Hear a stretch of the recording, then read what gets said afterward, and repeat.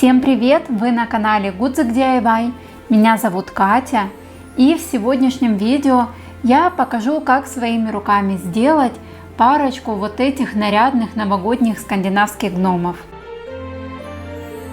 Делаются они совершенно без шитья, только при помощи термоклея. А их основа делается из пластиковых бутылок. У меня будут заготовки из одинаковых бутылок, только одну я сделала чуть повыше, а вторую пониже. Мне нравится, когда парные фигурки не абсолютно одинаковые, а чем-то отличаются между собой. У бутылки широкое дно, да и сама заготовка получается невысокая и довольно устойчивая. Но все равно на всякий случай вклею на дно несколько камешков. Склеиваю бутылку и оборачиваю ее толстой тканью в 2 слоя в качестве подложки. А если у вас есть листовой синтепон, так это еще лучше.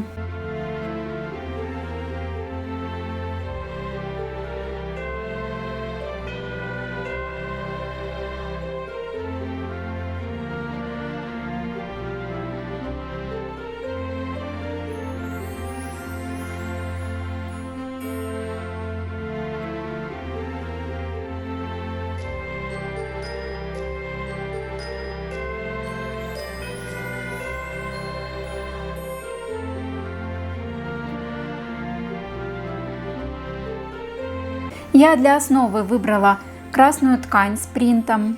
Вот люблю я именно красно-зеленое сочетание в новогоднем декоре. Но я думаю, вы это уже и сами заметили по моим работам.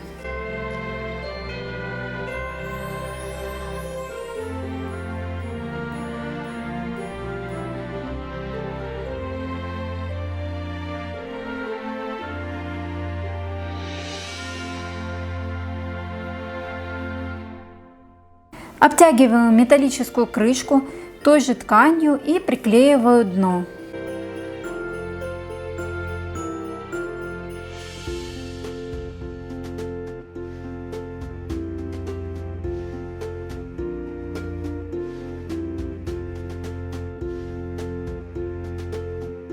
Вот такие получились у меня заготовочки.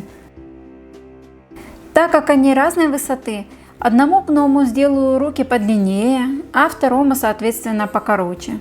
Мне больше нравятся не прямые, а слегка расклешенные рукава. Поэтому я складываю пополам прямоугольник и срезаю его под углом.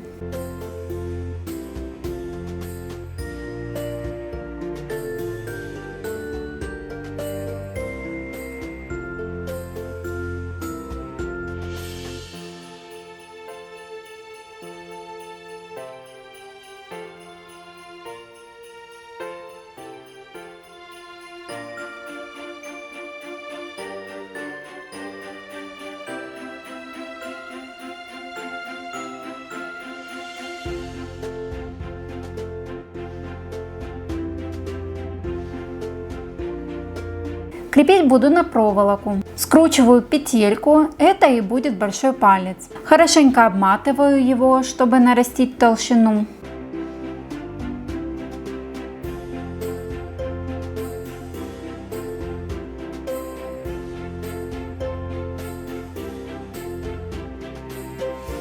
Подклеиваю и приматываю к самой варежке.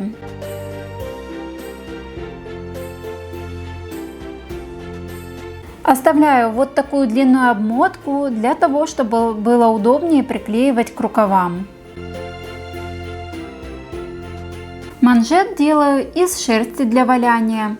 У меня нет специальной иглы, чтобы закрепить ее к самой игрушке. Поэтому приматываю ее небольшими пучками и подклеиваю.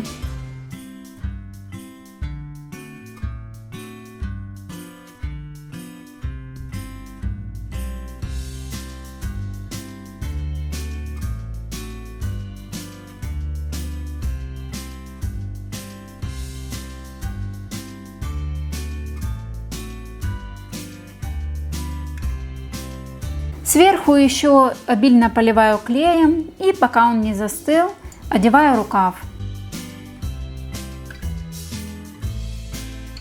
Неплотно набила синтепоном, чтобы руки прилегали к туловищу.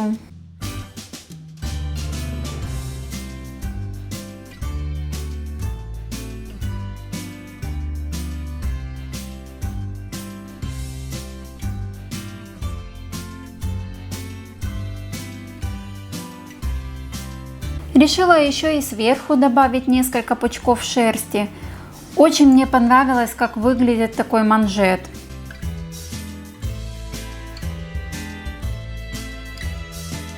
Ну и сверху закрываю место склейки тесьмой.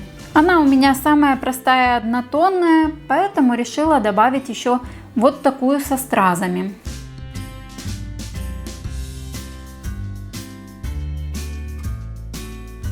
Добавляю несколько жемчужинок объемным контуром. Это сделать совсем не сложно, но вид уже сразу будет более нарядный. Низкому гному приклеила руки на самый верх, а более высокому отступив где-то 4 сантиметра от верхушки.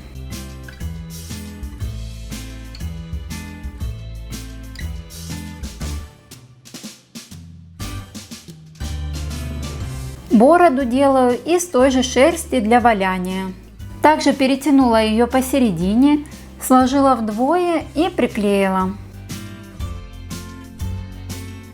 Сначала приклеиваю нос, а потом уже усы. Я специально оставила такую длинную нитку, чтобы можно было их затянуть вплотную к носу.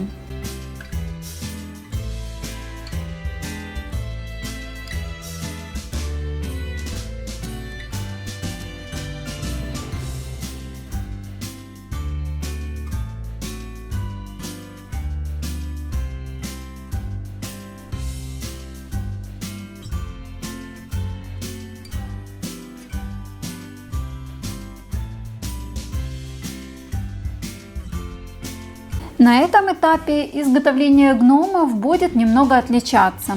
Хочу показать вам два варианта колпака. Они оба будут в форме конуса, но из разной ткани. И первым сделаю колпак из самого простого тонкого трикотажа. Свернула конус из тонкого упаковочного картона. Оклеила сначала толстой тканью, чтобы прикрыть стык, ну и чтобы рисунок не просвечивался.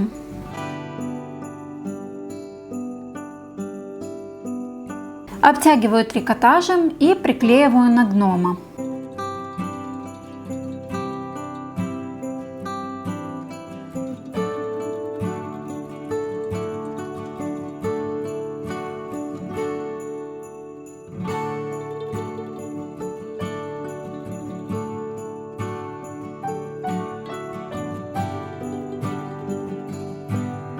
Обратите внимание, что шов я расположила не сзади, а сбоку. И не выравнивала его, а оставила вот такой, даже нельзя сказать волнистой, а ломаной линией. Приклеиваю отворот из мягкого флиса и шов также делаю сбоку. Вместо помпона приклеиваю пенопластовый шарик, который нанизываю на проволоку.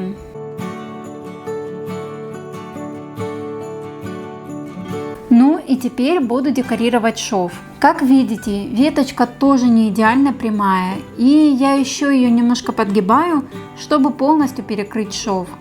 А если бы я сделала его ровным, так бы у меня не получилось его закрыть. Добавляю еловые веточки и колокольчик.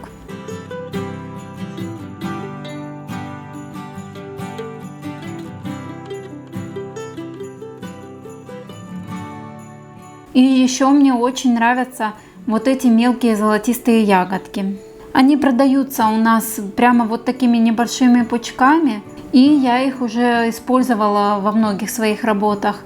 Наверх еще решила добавить синильную проволоку. Она как раз закроет шов, ну и по цвету она сочетается с елью.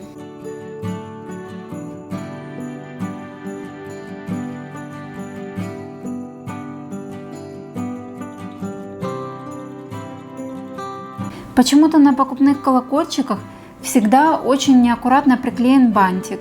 Я вообще, честно говоря, не понимаю, зачем они вообще его приклеивают. Наливают столько клея, что потом приходится придумывать, чем его закрыть. Второму гному вырезаю колпак сразу из ткани. Проклеиваю шов и жду где-то 5-7 минут, потому что на плотной ткани он застывает довольно долго. Я не делала ему голову. И чтобы придать объем в том районе, где она по идее должна находиться, вклеиваю комочек синтепона. Обернула его тканью, чтобы он держал форму и не рассыпался по всему колпаку.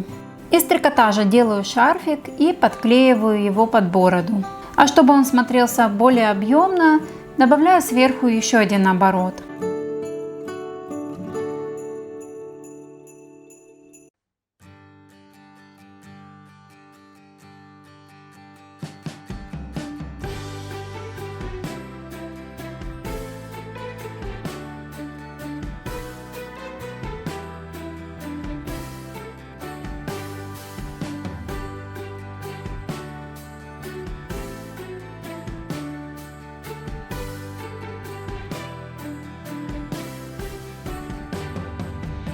Так как колпак салатовый, а шарф красный, отворот должен быть какого-то другого цвета. Мне не хотелось добавлять сюда еще каких-то других цветов, гномы и так получаются очень яркие. Поэтому отворот делаю из молочного флиса в цвет бороды и оборок на рукавах. Ну и декор тут будет в принципе точно такой же, как и на первом гноме. Все же это парные фигурки, и они должны сочетаться между собой.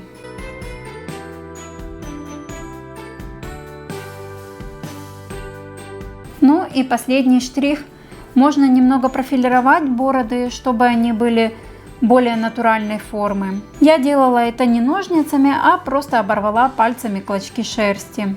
В день фотосессии на улице был мороз, и поэтому их пошел фоткать муж. Они слегка разлохматились по пути, но он не обратил на это внимания. Поэтому они такие немножко всклокоченные, но на мой взгляд это совершенно их не портит. Если видео вам понравилось, поддержите меня, пожалуйста, лайком, подписывайтесь на канал, если еще не подписаны, ну и не забывайте нажимать на колокольчик, чтобы YouTube вам присылал уведомления о моих новых роликах. Желаю всем позитивного творческого настроения и до встречи в моем следующем ролике.